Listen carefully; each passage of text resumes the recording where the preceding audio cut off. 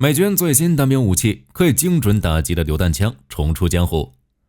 2018年的时候，美军取消了 XM25， 世界上第一种采用智能技术的轻武器被迫下马。紧接着，美军就推出了精确掷弹兵系统，性能与 XM25 类似，榴弹可以跑到敌人的头顶蹦迪，毫不夸张地说，一个 PGS 可以顶5个 M203。而在美军今年的陆军协会年度会议中， PGS 计划迎来了新进展。这期视频我们就来聊聊美军最新的单兵武器 PGS 可以在战场上起到什么作用，以及为什么取消 XM25。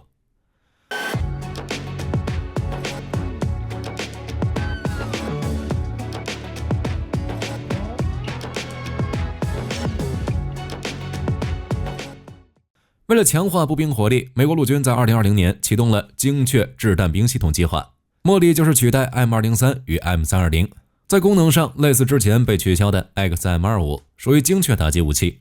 目前已经有了一定的进展。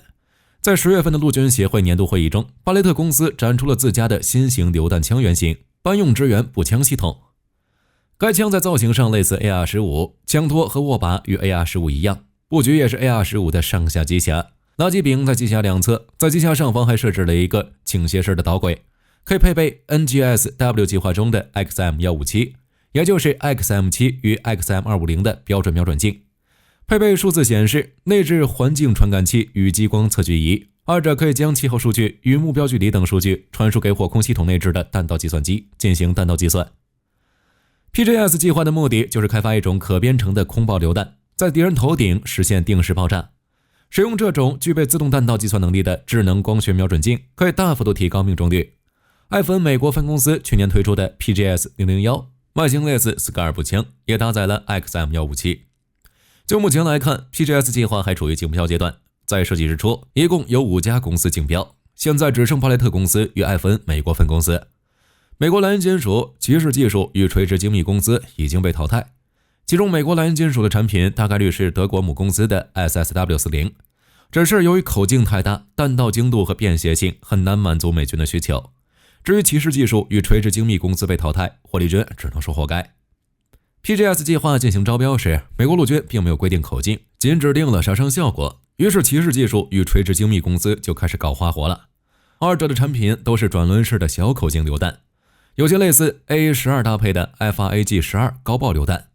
而美军开展 PGS 计划的根本目的就是反掩体，口径太小也就意味着威力小，这种武器根本不可能满足实战需求。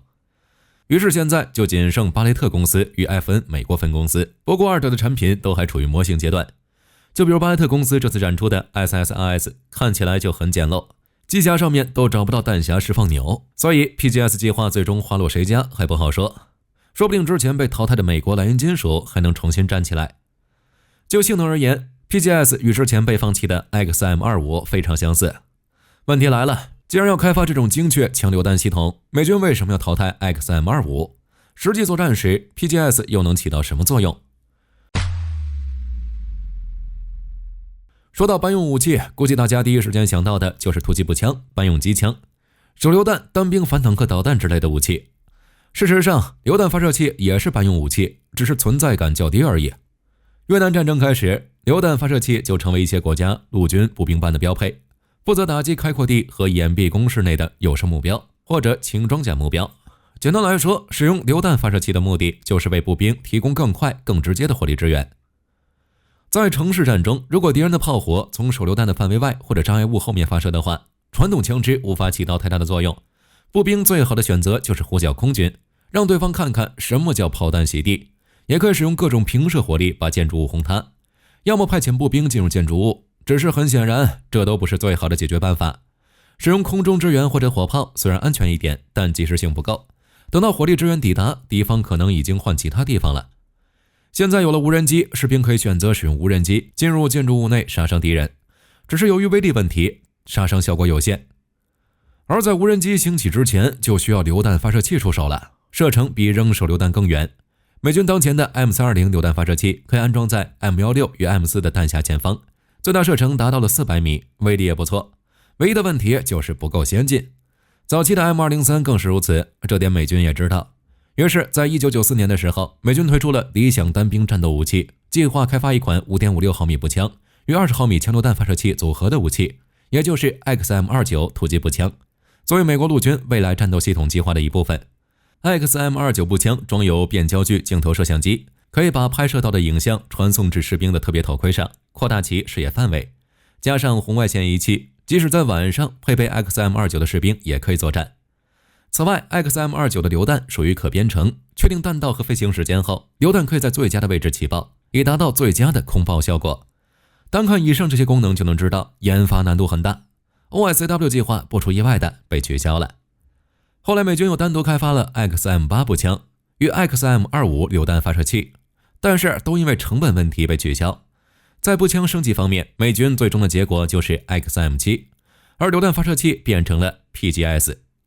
2020年美军公布 PGS 计划，开发一种尺寸只有步枪大小的榴弹发射器，能够精准击中远距离目标与掩体后的目标，也可以拦截无人机或者摧毁轻装甲目标。按照美军的要求， PGS 要在 6.57 公斤以下，有效射程在500米以上，并在当弹药飞到500米时，飞行时间不得超过3秒。PGS 最大的优势是精准度高，毕竟名字就叫做精准掷弹兵系统。就性能而言，与 XM25 一样，弹药可编程，可以告诉弹药何时开火，类似坦克与高射炮使用的可编程弹药，只是 PGS 的弹药体型较小而已。按照美军的说法，与当前的 M203 与 M320 相比， PGS 具有终结枪战的杀伤力和精准度。至于其战场发挥，可以参考 XM25。实际作战时， PGS 可以轻松打击躲在掩体后的目标，大幅提高杀伤性和攻击效率。一般来讲，步兵使用榴弹发射器，有效射程也就在150米左右。比如 M320， 虽然最大射程400米，但有效射程只是150米。而 PGS 可以打击500米之外的敌人，并且可以最大限度地保证射击有效性。可以说，一把 PGS 可以顶5个美军现役的 M203。而且传统的榴弹发射器由于射程与精度不足，在对付建筑物的敌人时，只能向房子丢榴弹，而 PGS 可以做到一发入魂。通过先进的瞄准和火控系统，士兵可以控制 PGS 在敌人的头顶引爆，消灭隐蔽物后面的敌人。美军之前测试 XM25 时，曾将至少5把 XM25 和1000发榴弹配备给阿富汗战场的101空降师部队。当时的士兵对 XM25 极为满意。根据情报显示，在9场不同的战斗中，美军至少通过 XM25 击毁了2个 PKM 机场据点与4个埋伏据点，让敌方的机枪手不战而逃。101空降师的士兵甚至认为 XM25 改变战争的游戏规则，实际作战时带一个 XM25 就可以了，完全不需要额外携带 M4。在项目停止之前， XM25 没有收到一起投诉。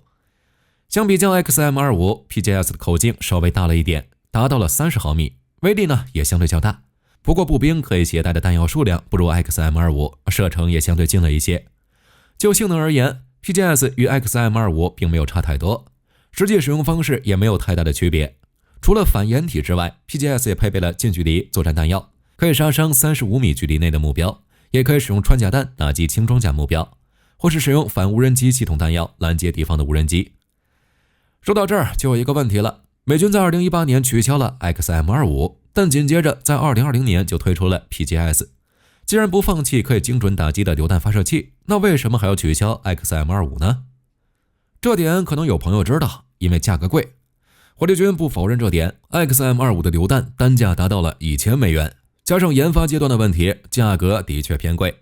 根据美国媒体的估计，取消 XM25 计划可以为陆军节省 9.7 亿美元。除了价格之外， XM25 被取消背后还藏着一件很有意思的事情。 OSAW 计划被取消后，美国陆军就在该计划的基础上推出了 XM25， 并将原来的20毫米口径增加到25毫米，只是研制过与研制成功过属于2个阶段。 OSAW 计划虽然有一些成果，但完全达不到实用的阶段，这就导致技术基础并不牢固。2013年的时候，部署在阿富汗的 XM25 就发生了一起炸膛事件，虽然爆炸的是发射药而不是弹头，但还是造成了武器损害。于是美军撤出了所有的 XM25， 并对其进一步改进。这次事故虽然影响 XM25 的列装，但美军对 XM25 的研制并没有停止，项目一直在推进，可靠性的问题也进一步解决。到了2015年，美军已经开始准备小批量装备 XM25， 只要可以批量生产，就可以降低弹药与枪械的成本。眼看就要成功，意外出现了。XM25 受到了圣彼得堡宣言的限制，根据规定禁止使用重量小于400克的爆炸性射弹。虽然美国没有签署该协议，但德国签了。而 XM25 的研制工作由 ATK 负责榴弹部分，德国 HK 提供武器系统。由于圣彼得堡宣言，于是德国 HK 公司就宣布停止向 ATK 公司交付更多的 XM25 原型枪，除非美国提供一份免责声明，证明这种武器不会被用于对敌人的直接射击。于是双方闹掰了。2017年以后 ，XM25 实际上已经处于停滞状态，美国就终止了与 ATK 公司的合同。随后 ATK 公司还把 HK 公司给告了。虽然最后 ATK 公司获得了750万美元的赔偿金，但失去美国陆军的大订单还是血亏。总的来说 ，PGS 就是 XM25 项目的延续。有了之前的开发经验，火力军认为 PGS 的服役不会有太大的问题，只是由于美国陆军现役的 M203 与 M320 数量太多，未来服役的 PGS 会与 XM7 与 XM250 一样，不会完全取代老旧武器，而是与现役榴弹发射器共同服役。好了，这期视频到这儿就结束了。各位觉得 PGS 这种榴弹枪还能发挥什么作用？可以在视频下方留言，大家一起讨论。我是火力军，下期见。